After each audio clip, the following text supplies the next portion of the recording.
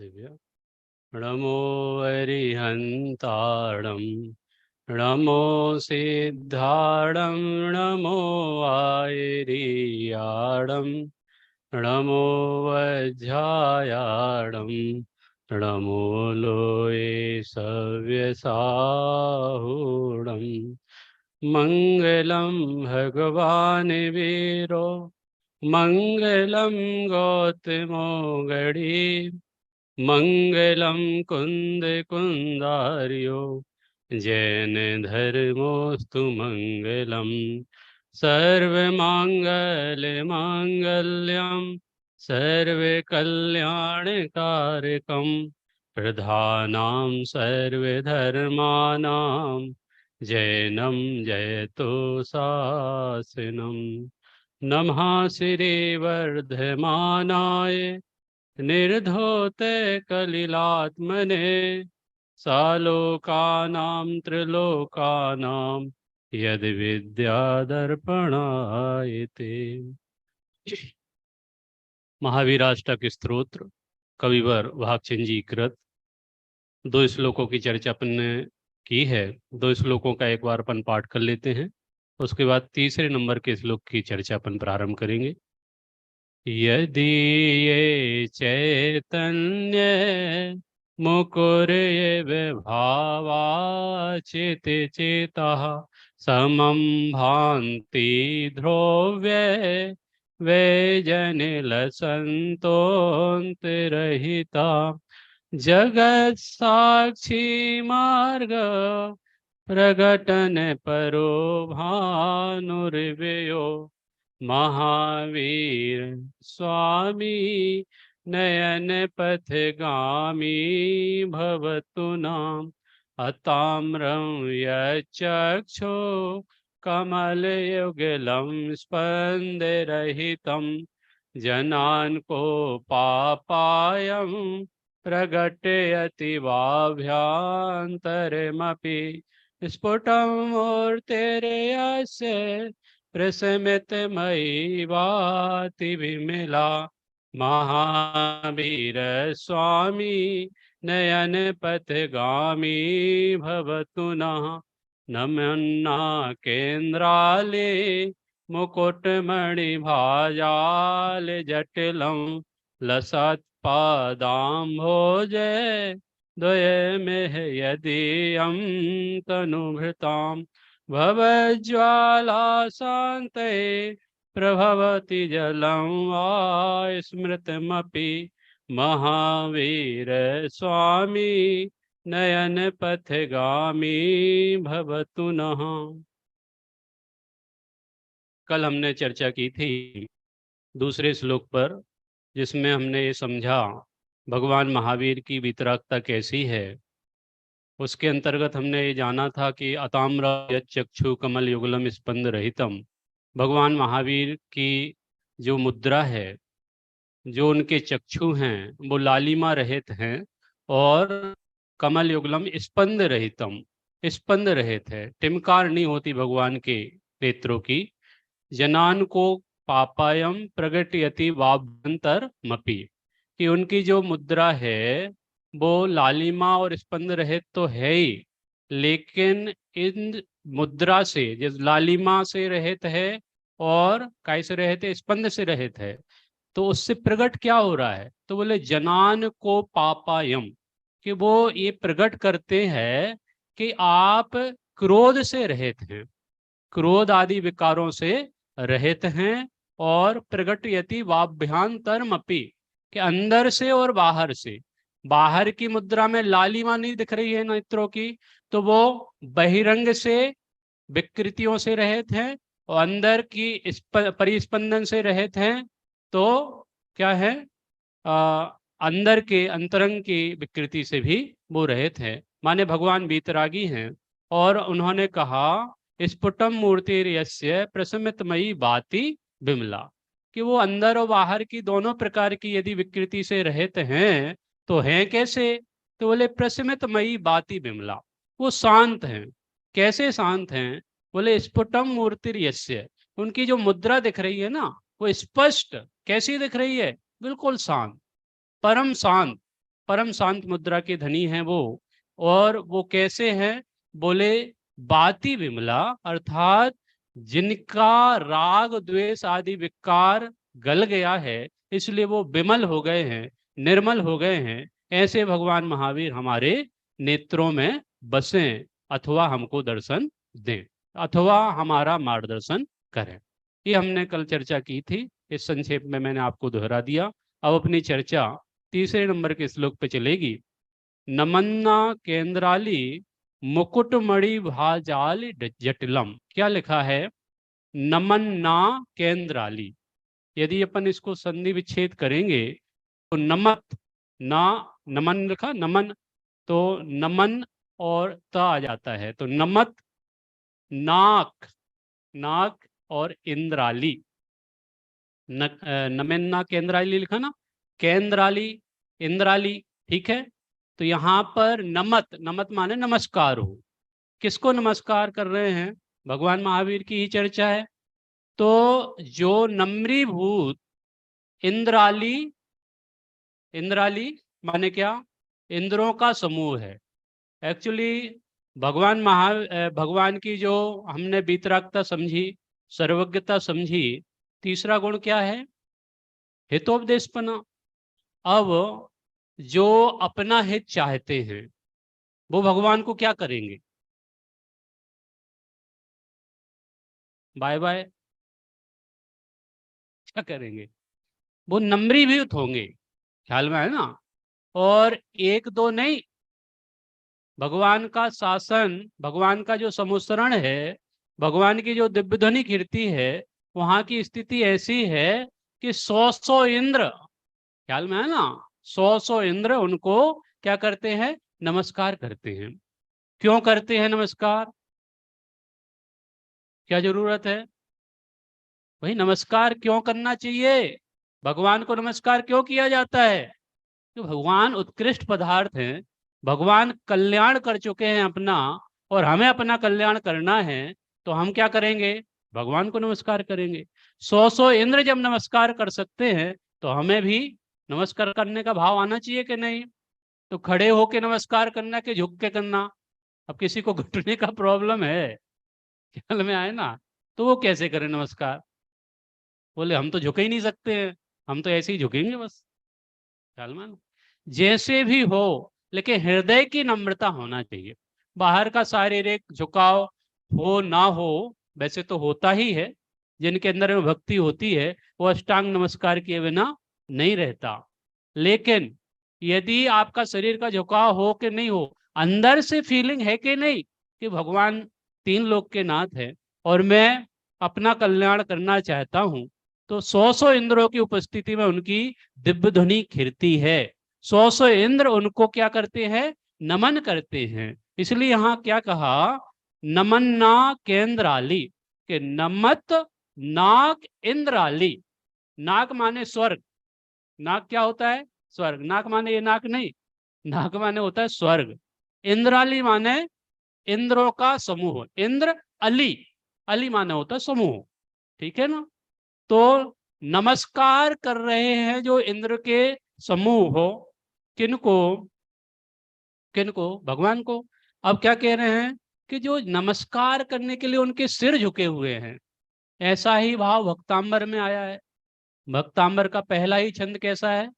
भक्तामर प्रणत मोल मणि प्रभाणा। Same शब्द है, same. यहाँ पे भी वैसे ही है। नमन्ना केंद्राली मुकुट मणि भाजाल जटिलम। ये जटिल क्या है? जटिल, जटिल माने कठिन नहीं, जटिल माने मिश्रित, ठीक है। अब यहाँ पर किसको कहा जा रहा है? मुकुट मणि। जो इंद्र लोग हैं, इंद्र क्या है? मुकुटधारी है, ठीक है भाई। वैभव संपन्न होते हैं इंद्र लोग, ऐसी सामान्य थोड़ी होते हैं, ख्याल में है ना। उनके कितनी रत्न होते हैं वो सब मुझे नहीं बताना है। बहुत वैभव होता है, बहुत वैभव होता है, बहुत सारी इंद्राणियां होती हैं, ठीक है। मुकुट मणि, मुकुट में जो मणियां हैं, मणियां क्या कर रही हैं? वो झुके हुए हैं उनके सिर, और उनका मुकुट झुका हुआ है, तो उनके मुकुट की जो मणियां हैं वो मणियां भी कैसी होती हैं? वो मणियां कैसी होती हैं? वो मणियां भी तेजवान होती हैं, प्रकाशित होती हैं। तो उनके मणियों की जो कांति है, ख्याल में है ना, तो उनके वो चरणों में क्या होती है? स्पर्श करती है। मुकुट की मणियों से जो किरण निकल रही है वो भगवान के चरणों को क्या करती है? स्पर्श करती है। अब आप ये कह सकते हो कि मुकुटों से उनके चरण ज्यादा चमत्कृत हो रहे हैं कि उनके चरणों से उनकी मुकुट की प्रभा ज्यादा प्रभावित हो रही है? क्या है भाई? आप कितने भी मणि वाले हो, कितने भी वैभवशाली हो, लेकिन झुके हुए हो आप भगवान के चरणों में, तो भगवान के चरण चरण आपके मुकुटों की मणियों से प्रभावित नहीं हो रहे हैं, वो तेजवान नहीं हो रहे हैं। उनके चरणों से आपकी क्या हो रही है? मुकुट की मणियां प्रभावित हो रही है। ख्याल में है ना? लेकिन यहाँ पे झुकाव किनका है? इंद्रों का है। ठीक है ना? तो नमन्ना केंद्राली मुकुटमणि भाजाल जटिलम की जो मुकुट की मणियों का जाल है, जाल माने होता है समूह, ख्याल में है ना? वाह, ठीक है। भाजाल, भा माने उनकी प्रभा, मुकुट की मणियों की जो प्रभा है, और जाल, जाल माने समूह, ठीक है। जटिलम, जटिलम माने मिश्रित, माने मुकुटों की मणियां, मणियों की जो आभा है, उस मणियों की आभा और चरणों की आभा दोनों क्या हो रही हैं? मिश्रित हो रही हैं। ख्याल में है ना? देखिए नीचे वाली पंक्ति में क्या लिखा? लसत पादाम भोज द्वयम में, क्या लिखा? द्वयम में, ठीक है। तो लसत, लसत माने, लसत माने जिनके माध्यम से वो शोभाशाली है ना, तो ऐसे जो मुकुट झुके हुए हैं इंद्रों के, और उनके जो समूह है, उनके मुकुटों की मणियों का जाल रूप समूह, उनके मुकुट का जो झुकना और भगवान के चरणों का स्पर्श प्राप्त करना, तो पादाम भुज, पादाम अंभो, क्या दो उनके जो पाद हैं, पाद माने चरण, अंभोज माने कमल, और द्वयम माने दो। तो जिनके चरण रूपी कमल, जिनके दो चरण रूपी जो कमल हैं, वो कैसे हो रहे हैं? क्या हो रहे हैं? बोले यदि यम तनु हृताम। ये असली बात है। क्या असली बात है? कि जिनके, यदि यदि हम ऊपर भी पढ़ा था अपन ने, यदि है चैतन्य, यहाँ पे भी क्या आया? यदि यम माने जिनके, ठीक है। द्वयम, दो जो चरण रूपी कमल हैं, वो क्या कर रहे हैं? तनु भृताम, तनु माने क्या होता? तनु, तनु माने तन, शरीर, ठीक है। भृताम माने धारी, शरीर धारी। अब शरीरधारी कौन है संसार में? जितने भी जीव हैं वो शरीरधारी तो हैं। संसार में जो जीव हैं वो क्या हैं? बिना शरीर के हैं कि शरीर सहित है? भाई शरीर रहित तो एकमात्र सिद्ध भगवान है, जिनके शरीर ही नहीं है, जिनको क्या बोलते हैं?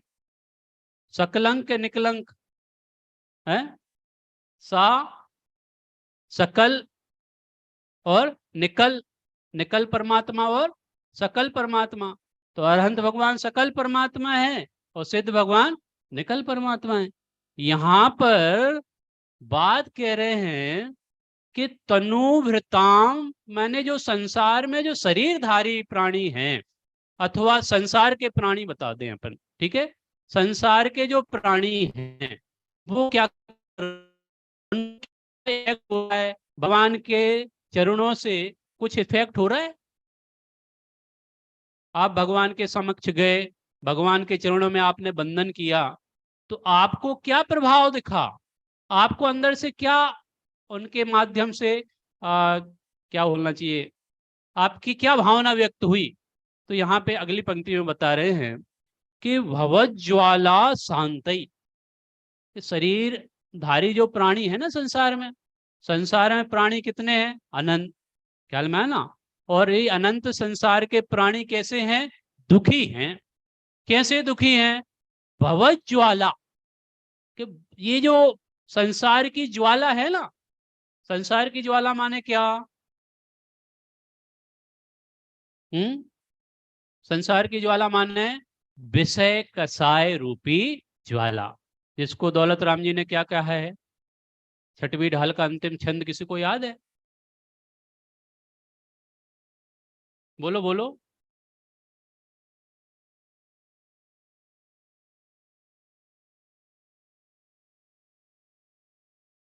मेरे को आवाज नहीं आ रही है।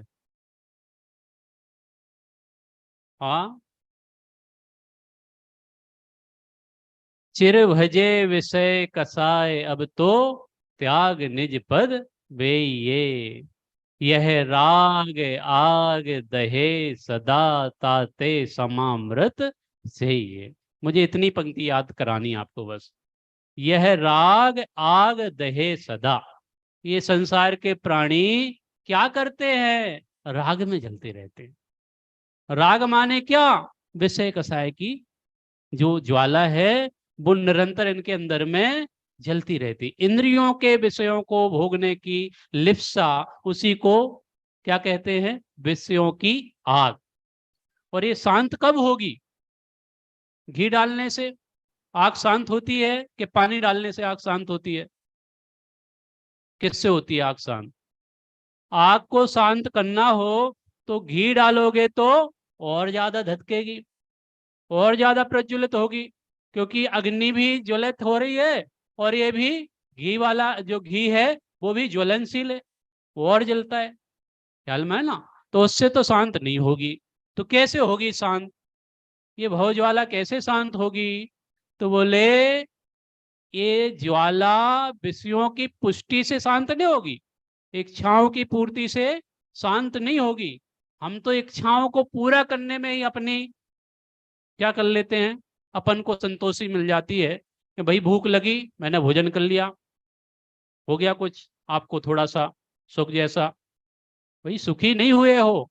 यदि सुखी हुए होते तो सुबह भोजन किया था, फिर दोपहर में क्यों करते हो? फिर शाम को क्यों करते हो? फिर रात में दूध चाय क्यों पीते हो? और रात में कोई दूध चाय नहीं पीता हो या भोजन नहीं करता तो वो एक फरारी की व्यवस्था होती है। माने इससे आपकी शांति हुई क्या? नहीं हुई। युगल जी साहब ने पूजन में कहा, भव वन में जी भर घूम चुका, कण कण को जी भर भर देखा, और मृग तृष्णा के पीछे मुझको न मिली सुख की रेखा। भाई हमारे अंदर में वो कोई दूसरे मृग की बात नहीं चल रही है।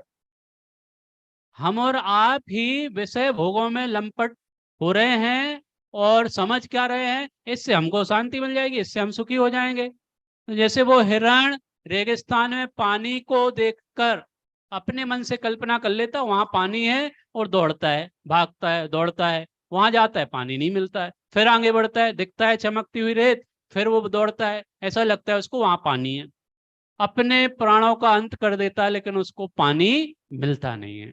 ऐसे हम अपने विषय भोगों को पूरा कर करके जीवन अंत कर देते हैं, लेकिन हम सुखी हो नहीं पाते हैं। बोलो किस किस की अवस्था ऐसी हो रही है?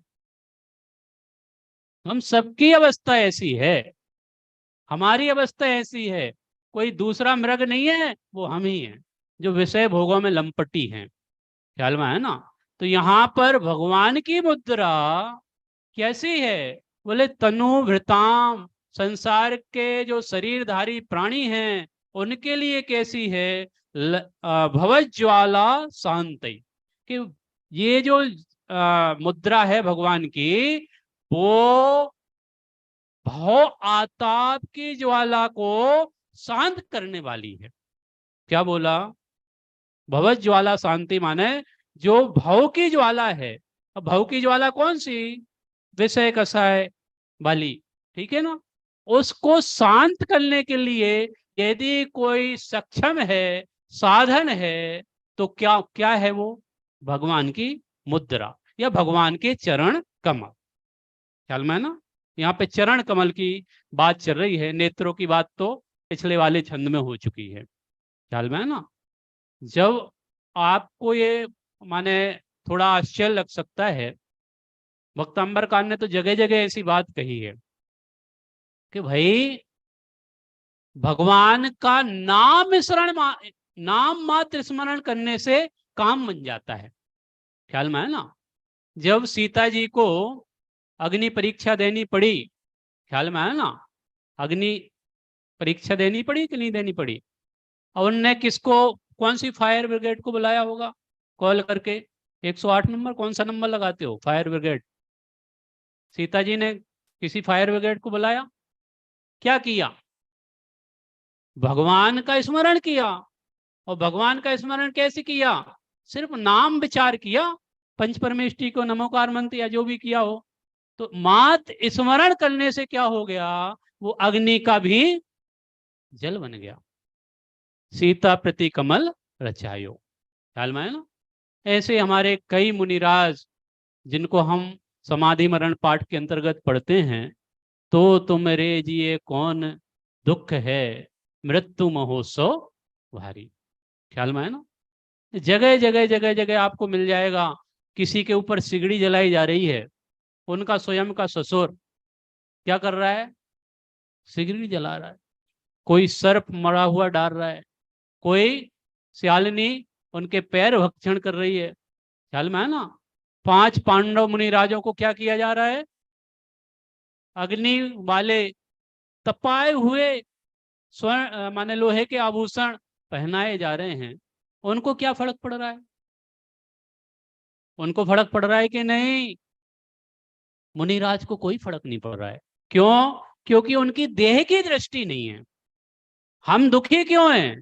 क्योंकि हमारी देह की दृष्टि है। ख्याल में है ना। संसार में ये जीव दुखी है, तो रीजन क्या? हम इस शरीर को क्या करते हैं?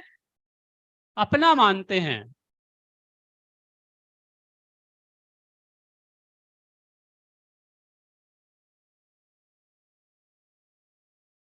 सही अलार्म सेट करके रखा है क्या? देखिए, बात क्या चल रही थी। इस संसार में प्राणी दुखी हैं। दुख का रीजन क्या? दुख का रीजन कोई और नहीं है, हम अपने अज्ञान से ही दुखी हैं। क्यों? क्योंकि अज्ञान से दुख होता है और तत्व ज्ञान से सुख होता है। तत्व ज्ञान हमारे पास नहीं है, हमारा ज्ञान अज्ञान रूप परिणमित हो रहा है, इसलिए हम दुखी हैं। और इस दुख को शांत करने के लिए, इस दुख को दूर करने के लिए भगवान के चरणों की भक्ति हमारे अंदर में होनी चाहिए। भागचंद जी साहब ने तो अपनी भक्ति व्यक्त की है कि भवत ज्वाला शांति, भगवान के चरण कमल आपकी भव की ज्वाला को शांत करने में निमित्त है, उपादेय है। ख्याल में है ना। देखिए, भव ज्वाला शांत प्रभवती जलम स्मृत मपी। क्या बोला? ये जो ज्वाला को शांत करना है ना, तो बाहर में अग्नि को शांत करने के लिए जल का प्रयोग किया जाता है। ख्याल में है ना। तो यहां पर चरणों को जल की उपमा दी जा रही है कि आपके चरण कमल जल के सादृश हैं। कैसे? बोले जलम व स्मृत मपी, कि आपके चरणों का जो स्मरण कर लेता है उसके भव की ज्वाला शांत हो जाती है। ठीक है पंडित जी साहब। क्या बोला? भगवान को देखने की आवश्यकता नहीं है, भगवान को चरण पकड़ने की आवश्यकता नहीं है। ख्याल में है ना। सुबह सुबह अभिषेक होता है तो किसी किसी साधर्म की भावना ये है कि वो जो क्या बोलते हैं, अब भक्ति में तो परिणाम भीगे हुए हैं, तो कपड़े लेके प्रक्षालन का सुबह सुबह 6:30 से ही काम चालू हो जाता है। तो कोई बोलता है कि पंडित जी साहब 6:30 बजे तो दिन नहीं उगता है, इनको मना करो। ख्याल में है ना, वो अपना स्वविवेक, अब किसको मना करें किसको नहीं, ख्याल में है ना। यदि दिन 6:45 सूर्योदय होता है, हमारे यहाँ पर ये विधान है कि भगवान का प्रक्षालन पौने माने सूर्योदय के बाद ही होता है, उससे पहले नहीं होता, ठीक है ना। तो परिमार्जन भी बाद में ही होना चाहिए, ठीक। हाँ, चरण को आप स्पर्श कर सकते हो, ठीक है ना। तो मैं बात इसलिए कर रहा था कि अपन वो चरण स्पर्श करते ना भगवान के, ऐसा लगता है कि भगवान हमारा काम कर देंगे। ठीक है ना। तो चरण स्पर्श करने से काम नहीं बनने वाला। कितने दिन हो गए आपको चरण स्पर्श करते हुए, कितने दिन हो गए आपको प्रक्षालन अभिषेक करते हुए, उम्र आपकी समझो साक्षी है। कोई कोई तो ऐसा होगा कि एक भी दिन ऐसा नहीं गया होगा जिस दिन आपने अभिषेक ना किया हो, पाद प्रक्षालन ना किया हो, भगवान को स्पर्श ना किया हो, फिर भी आप हो तो दुखी, सुखी नहीं हुए। तो चरणों के स्पर्श का मतलब क्या है? चरण स्पर्श क्यों करना? भाई श्रद्धा से झुकेगा, स्पर्श भी करेगा, लेकिन लेकिन क्या भाई, अंदर में हमारी श्रद्धा मजबूत होना चाहिए। हमारी श्रद्धा झुके तो चरण स्पर्श करने का भाव अपने आप आएगा। और श्रद्धा ही हमारी ना झुके, हमारी श्रद्धा कहीं और हो, कल बात करी थी ना, जगत के देव सब देखे, कोई रागी कोई देसी, किसी के हाथ आयुध है, किसी को नार भाती है। ख्याल में है ना। कितने जैनी लोग जो है ना, कहाँ कहाँ नहीं जाते, मैं नाम नहीं गिनाना चाहता हूँ, ख्याल में है ना। बहुत स्थितियां गड़बड़ है, ठीक है। यहाँ पर भगवान हमको वीतरागी मिले हैं, सर्वज्ञ मिले हैं, इनके अलावा हम कहीं जाएं, धिक्कार है, धिक्कार है हमें, यदि हम वीतरागी भगवान को नहीं मानते हैं, सच्चे देव शास्त्र गुरु की हम श्रद्धा नहीं रख पाते हैं, तो हमारा जीवन धिक्कार है, धिक्कारमय है। ख्याल में है ना। क्यों? क्योंकि ये भगवान महावीर जिनके शासन काल में हम अभी जीवन यापन कर रहे हैं, और उनके चरणों का स्मरण मात्र, क्या बोल रहे हैं, स्मरण मात्र, क्या शब्द दिया यहाँ पे, स्मृतमपि, स्मृतम अपि, माने स्मरण मात्र। क्या है स्मरण मात्र? स्मरण मात्र का नाम का मतलब क्या होता है?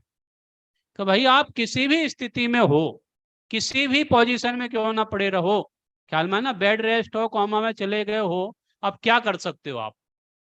आपके हाथ पैर काम करेंगे नहीं, ख्याल में ना, जवान काम करेगी नहीं, क्या करोगे आप? भाई आप स्मरण कर सकते हो, सच्चा मार्ग मिला है आपको, जिन मार्ग, ख्याल में है ना। तो ये जिन मार्ग की सेवा यदि आप कर पाओ नहीं कर पाओ, लेकिन हमारे जहन में उसकी सेवा का भाव होना चाहिए, ये है स्मरण। ख्याल में है ना। भगवान का स्मरण का मतलब क्या, कि उनके प्रति हमारी श्रद्धा का भाव हो, बस यही हमारे संसार के दुख को नष्ट करने के लिए समर्थ है। ख्याल में है ना।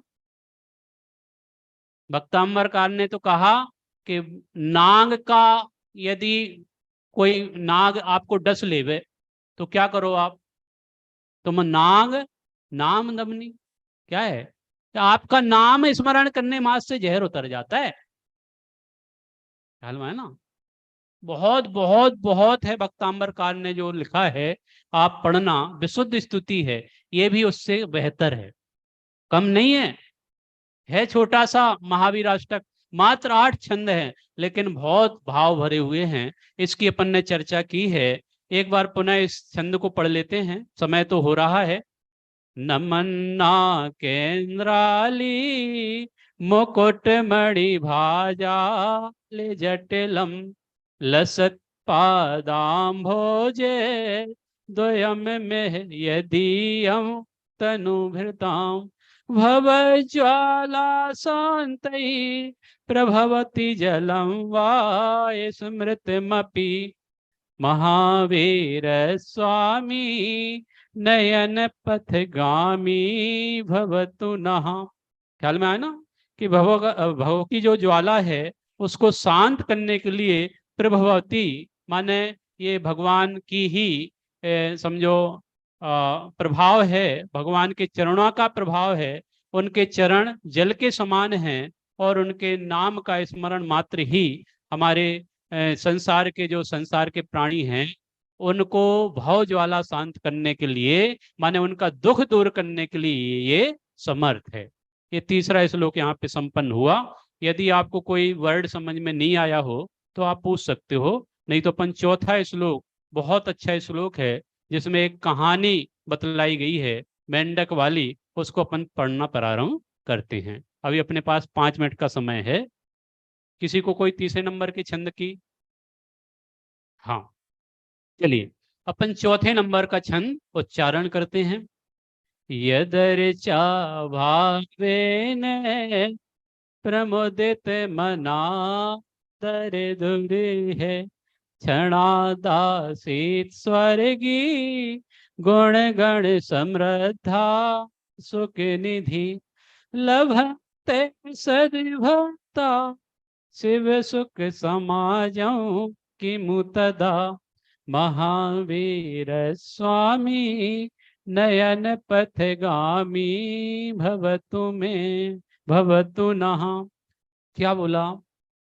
यदर्चा भावेन, यद यत अर्चा, यदर्चा माने यत अर्चा, अर्चा माने क्या? अर्चा माने पूजा भक्ति, ठीक है, आपकी अर्चना। यत यत माने जो, ठीक है, जो आपकी अर्चा से माने जो आपकी भक्ति से, ख्याल में है ना, जो आपकी भक्ति से प्रमोदित मना दर दुर ई है। दर दुर क्या होता है? दर दुर माने होता है मेंढक। मेंढक की कहानी आपको स्मरण करनी है। प्रमोदित मना, प्रमोदित मना माने प्रसन्न मन वाला, प्रसन्न चित्त। वो मेंढक एक कमल की पंखुड़ी अपने मुंह में दबाकर क्या समोसरण की ओर आगे बढ़ रहा था। किसी ने बता दिया होगा कि भगवान महावीर का समोसरण आया हुआ है, ख्याल में है ना, तो उसकी भक्ति भी, उसकी भी भावना हुई, ख्याल में है ना, उसकी क्या भावना हुई कि मैं भी भगवान का दर्शन करना चाहता हूं। तो उसने जो भी सोचा हो उसके मुख में एक पंखुड़ी दबाकर वो तो चल दिया। और उसकी श्रद्धा, उसकी भक्ति इतनी बहुत बेजोड़ थी, इतना मन प्रफुल्लित था, वो तो अपनी ही चाल में चल रहा था। लेकिन दुर्भाग्यवश, ख्याल में है ना, शरणेक राजा का दल माने पूरे राजपाट माने सेना के साथ हाथी पे सवार होकर शरणेक राजा भी समोसरण की ओर प्रयाण कर रहे थे और वो मेंढक उनके हाथी के पैर के नीचे आ गया। ख्याल में है ना, तो हाथी के पैर के नीचे आ गया तो क्या होगा उसका? प्राण पखेरु बचेंगे? उसका देह अवसान हुआ। वहां पर देह अवसान तो हो गया, लेकिन उसकी भावना चूंकि उत्कृष्ट थी। क्या भावना थी? मुझे भगवान के समोसरण में जाना है, भगवान का साक्षात दर्शन करना है। तो भगवान के दर्शन की भावना को, उत्कृष्ट भावना को लेकर वो चला जा रहा था और पैर के नीचे आ गया तो तुरंत ही, तत्क्षण ही वो स्वर्ग में जाकर उत्पन्न हो गया, देव बन गया। और स्वर्ग में जाकर वहां पे वो देवांगनाओं के साथ भोग भोगने लग गया। क्या करने लग गया? स्वर्ग की संपदा को भोगने लग गया। नहीं, तत्क्षण जैसे ही देव बना वैसे ही उसकी भावना हुई कि मैं भगवान के समोसरण में जाऊं। ख्याल में है ना, और उसके मुकुट पर मेंढक का चिन्ह बना हुआ था। तो किसी ने पूछा कि भाई ये कौन है, ये मेंढक का चिन्ह क्यों बना के बैठा है? तो उसने माने कि भगवान की वाणी में तो जो दिव्य ध्वनि होती है, किसी भी शंका का समाधान स्वतः ही हो जाता है।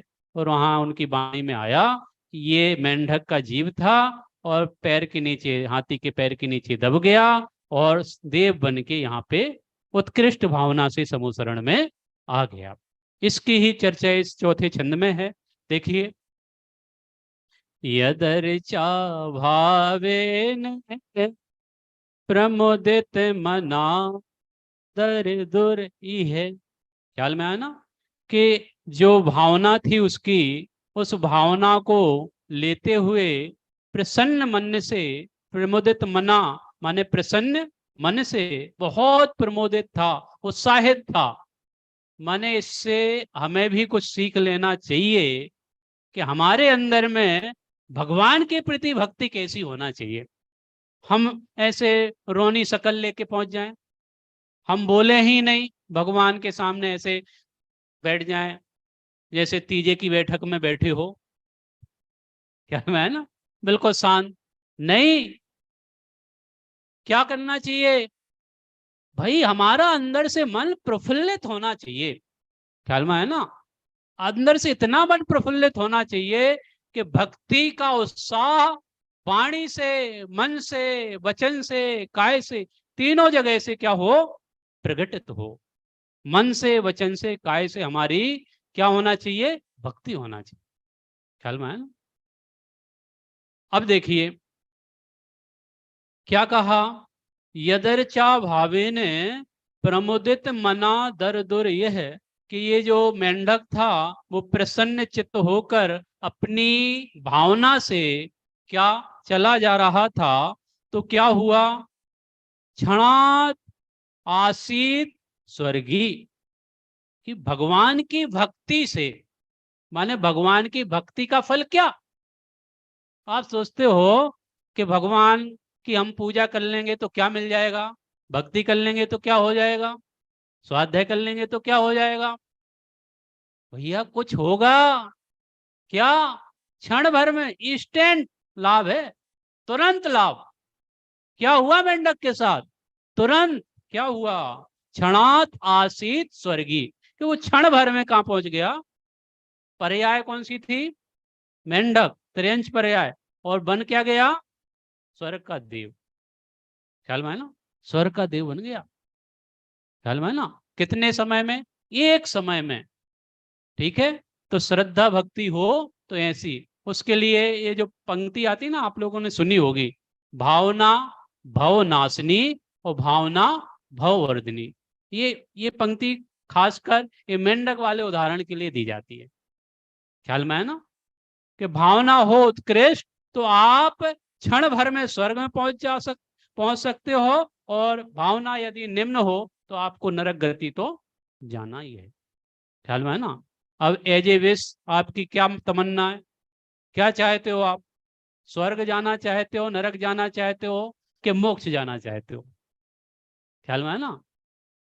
रावण की भक्ति सुनी आपने, रावण की भक्ति, रावण भक्ति में इतना तन्मय हो गया, वीणा का एक तार टूट गया तो उसने स्वयं की अपनी नस निकाल के उस वीणा में जोड़ दिया और अनवरत रूप से भक्ति में लगा रहा। रावण को जगत में बुरा माना जाता है, लेकिन बहुत बड़ा विद्वान था, बहुत बड़ा ज्ञानी था और बहुत बड़ा जिनेंद्र भक्त था। ख्याल में है ना। ऐसी बहुत सारी आपने कहानियां, किंवदंतियां सुनी होगी। अपन आगे बढ़ते हैं। क्षणात आसीत स्वर्गी, क्षणात आसीत स्वर्गी माने क्षण भर में वो आसीत पहुंच गया, कहाँ, स्वर्गी, स्वर्ग में। और स्वर्ग में क्या हुआ, स्वर्ग में बोले गुण गण समृद्धा सुख निधि, के गुणों से समृद्ध हो गया, गुणों से, ना केवल गुणों से। ख्याल में है ना भाई, स्वर्ग में यदि कोई जाएगा जीव तो गुणवान तो हो गई, ख्याल में है ना, लेकिन उसके बाहर से भी वैभव मिलेगा। ठीक है, तो गुण गण समृद्धा, गुण और गण, गण माने होता है समूह, सिद्ध चक्र बोलते ना, सिद्ध गण, है ना। तो ये गण है, माने गुणों के समूह से क्या हो गया, समृद्ध हो गया और सुख की निधि प्राप्त कर ली। सुख की निधि कैसे मिल गई उसको? सुख की निधि कैसे मिल गई? गुणों का समाज कैसे मिला? गुणों से समृद्ध कैसे हो गया? क्योंकि उसके अंदर में उत्कृष्ट भावना थी। माने कुल मिला के जब मेंढक इतनी उत्कृष्ट भावना रखकर गुणों से समृद्ध हो सकता है, सुखी हो सकता है, तो हम तो उससे कई ज्यादा उस मायने में अच्छे हैं कि हम त्रियंच गति में नहीं हैं, हम विवेकवान हैं। वो भी संगी पंचेंद्री था और हम भी संगी पंचेंद्री हैं। हमारी भावना कितनी उत्कृष्ट होना चाहिए, ये सिर्फ 10 दिनों के लिए नहीं बोल रहा हूं मैं कि आप 10 दिन बहुत 3-3 घंटा विधान पूजन करो, 3-3 घंटे 3 टाइम स्वाध्याय, 2-2 घंटे 3-3 घंटे स्वाध्याय श्रवण करो। आपकी भक्ति मात्र 10 दिन रहे और बाद 11वें दिन कुछ के तो चतुर्दशी में ही रिटर्न रिजर्वेशन, पंडित जी हमको वो पालना करवाना है 10 दिन हमारे परिवार से, उपवास, ख्याल में है ना। तो चतुर्दशी में वास्तव में गमन नहीं होता है। अष्टमी चतुर्दशी शाश्वत पर्व है और हमें आवागमन का भाव नहीं रखना चाहिए। ठीक है। खैर, यहाँ पर बहुत ही सुंदर गुण गण से वो समृद्ध हो गया और उसको सुख संपदा मिल गई, साक्षात भगवान का दर्शन मिल गया। साक्षात किसका दर्शन? जो भावना उत्कृष्ट लेके वो चल रहा था, मुख में पंखुड़ी दबाकर, भावना क्या थी? समो शरण में साक्षात भगवान के दर्शन करने की। तो दर्शन करने से सुखी हो जाता है जी, मात्र दर्शन करने से सुखी हो जाता है। हाँ भाई, दर्शन तो एक निमित्त है, वास्तव में भगवान का साक्षात सम्यक दर्शन में निमित्त है। और जो जीव, ख्याल में आया ना, भगवान के दर्शन से अपने निज दर्शन करता है वो सुखी होता है, और वो साक्षात सुखी हो गया क्योंकि भगवान के दर्शन से निज दर्शन प्राप्त किए। ख्याल में आया ना। गणधर की, गौतम गणधर की कहानी तो आपने सुनी है, ख्याल में है ना। बाहर में कितना बड़ा विद्वान था, ख्याल में है ना, बहुत बड़ा विद्वान था, लेकिन जैन धर्म का नहीं, अन्य धर्म का बहुत बड़ा विद्वान। लेकिन जब उसको समझो सौधर्मेंद्र के माध्यम से समूसरण में लाया गया तो मान स्तंभ देख के ही मान गल गया, सम्यक दर्शन प्रकट हो गया और गणधर की गद्दी मिल गई डायरेक्ट। ख्याल में है ना। तो अंदर से ज्ञानी तो था ही, बस कन्वर्ट होना था, कन्वर्ट हो गया। ख्याल में है ना। तो हमें भी कन्वर्ट होने की आवश्यकता है, हमें अपने उपयोग को पलटने की आवश्यकता है। उपयोग हमारा विषय भोगों में रम रहा है, उस उपयोग को आत्म ज्ञान में लगाएं, आत्म ध्यान में लगाएं, और आत्मज्ञान और आत्म ध्यान करेंगे तो निश्चित रूप से हम भी सुखी हुए बिना रह नहीं सकते हैं। सुखी होने का उपाय तो एक ही है, चाहे आज मानो, चाहे कल मानो, चाहे अनंत काल बाद मानो, लेकिन मानना तो यही पड़ेगा। क्या पड़ेगा? क्या पड़ेगा? कि जब आप आत्मदृष्टि करोगे तो सुखी होगे। ख्याल में है ना। तो इस प्रकार से यदि हम भगवान के दर्शन से अपने दर्शन करते हैं तो हमारा दर्शन सार्थक है। नहीं तो हम दर्शन तो बहुत किए हैं और दर्शन करते करते हमारी जिंदगी क्या हो गई है? निकल गई है। ख्याल में है ना। अर्ध मृतक सम बूढ़ापनो कैसे रूप रखे आपनो। ख्याल में है ना, ऐसी स्थिति ना बन जाए। ख्याल में है ना। तो इस प्रकार से बहुत ही सुंदर सुंदर भाव ये इस अष्टक में लिए गए हैं। इसमें जो उदाहरण दिया, लभंते सदभक्ता शिव सुख समाजम किमु तदा, आगे क्या कह रहे हैं? लभंते सदभक्ता, कि यदि आपके सच्चे भक्त, क्या लभंते सदभक्ता, कि आपके यदि सच्चे भक्त क्या करें? बोले शिव सुख समाजम, शिव सुख रूपी समाज को प्राप्त करें। रोहित भैया मंगलाचरण करते हैं या मोक्ष महाप्रकाशक का आपने मंगलाचरण पढ़ा ही है। क्या है, सब लोग एक साथ पढ़ना जरा।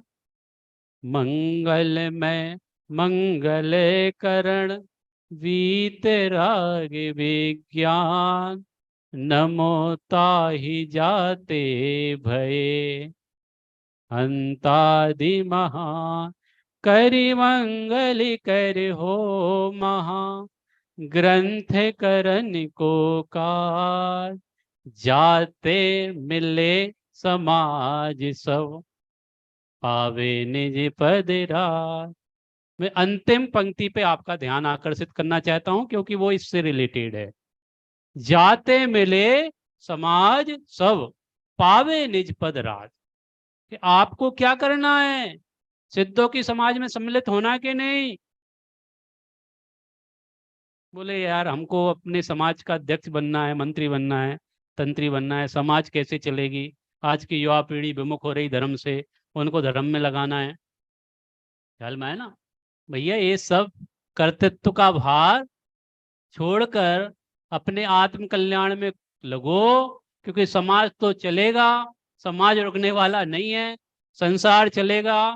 भाई हुए तीर्थंकर से बलि, तिनकी नहीं चली, तो क्या करिए, जिस पंथ चले भगवंत वही आदरी। जिस पथ पे तीर्थंकर भगवान चले हैं उस पथ पे हमें चलना होगा। ख्याल में है ना। तो ये यहाँ पे क्या कह रहे हैं, लभंते सद्भक्ता, यदि आप सच्चे भक्त हो, वो तो सच्चा भक्त था, कौन, मेंढक, ठीक है ना। उसने अपनी सच्ची भक्ति के माध्यम से साक्षात भगवान के समूह में जाके अपना कल्याण किया। ख्याल में है ना। वो तो सच्चा भक्त था, लेकिन हमारी स्थिति क्या हो रही है, हमें क्या करना है। तो यहाँ पे कह रहे हैं कि लभंते सद्भक्ता शिव सुख समाजम किमु तदा। आश्चर्य व्यक्त कर रहे हैं कि भैया यदि सच्चा भक्त शिव सुख को प्राप्त कर लेवे तो इसमें आश्चर्य क्या है, आश्चर्य नहीं है। ख्याल में है ना। क्या भाई स्वर्ग की संपदा मिल जाए ये बहुत बड़ी बात नहीं है। ख्याल में है ना। कोई किसान खेती काहे के लिए करता, भूसा के लिए कि अनाज के लिए, अनाज के लिए करता है, भूसा तो अपने आप मिलेगा। तो हमें भक्ति किसके लिए करना, स्वर्ग प्राप्ति के लिए। हर आदमी चाहता स्वर्ग है, लेकिन काम किसके करता है, नरक वाले। ख्याल में आया। क्या चाहता तो स्वर्ग, लेकिन काम नरक वाले करता है। अब हमें करना क्या है भैया, स्वर्ग भी नहीं चाहिए और नरकों का काम भी नहीं करना है, हमें तो मोक्ष चाहिए, उससे कम तो चाहिए ही नहीं। और स्वर्ग तो मिल जाएगा भूसे की तरह। ख्याल में है ना। यदि आपने आत्मा आराधना की, क्योंकि मुनि व्रत धार अनंत बार गृहवक उपजायो, पे निज आत्म ज्ञान बिना सुख लेख ना पाए। भैया 9वें गिरिवक तक जाकर उत्पन्न हो गया, लेकिन अपना आत्मा का ज्ञान नहीं किया तो क्या किया। ख्याल में है ना। इसलिए यहाँ पे कहा कि कोई आश्चर्य नहीं है, भगवान की भक्ति आप सच्चे मन से करो तो, सच्ची श्रद्धा से करो तो, यदि ऐसा आप करते हो और सच्चे भक्त बनते हो। हमारे यहाँ पे भक्त बनाने की प्रथा नहीं है। अन्य लोग कहते हैं भक्त तो बन जाओ फिर भगवान बनने की बात करना। हम उनको कहना चाहते हैं कि भैया भगवान बनने का टारगेट करो तो आप भक्त बनोगे। ख्याल में है ना। भक्त नहीं भगवान बनेंगे तो हमारी घुट्टू में हमको पिलाया जाता है। ख्याल में है ना। क्या सम्यक दर्शन प्राप्त करेंगे। ख्याल में है ना। और अंत में भक्त नहीं भगवान बनेंगे। सच्चे भक्त यदि स्वर्ग की संपदा अथवा मोक्ष सुख प्राप्त कर ले वे, तो उसमें कोई आश्चर्य नहीं है, होता ही है, होता ही है, होता ही है। ऐसी ही सुख स्वर्ग की संपदा अथवा मोक्ष सुख हम प्राप्त करें, सच्चे भक्त बने, अपनी श्रद्धा, अपना ज्ञान, अपना आचरण अपने लिए करें। क्योंकि दूसरों की श्रद्धा तो बहुत की है, दूसरों का ज्ञान तो बहुत किया है, दूसरों की वृत्ति तो बहुत की है, अब अपनी 100 की वृत्ति करने का समय आ गया है। ये आराधना के दिन हम सभी इन माने आराधना के दिनों में अपने सच्चे स्वरूप को समझकर चैतन्य तत्व की आराधना के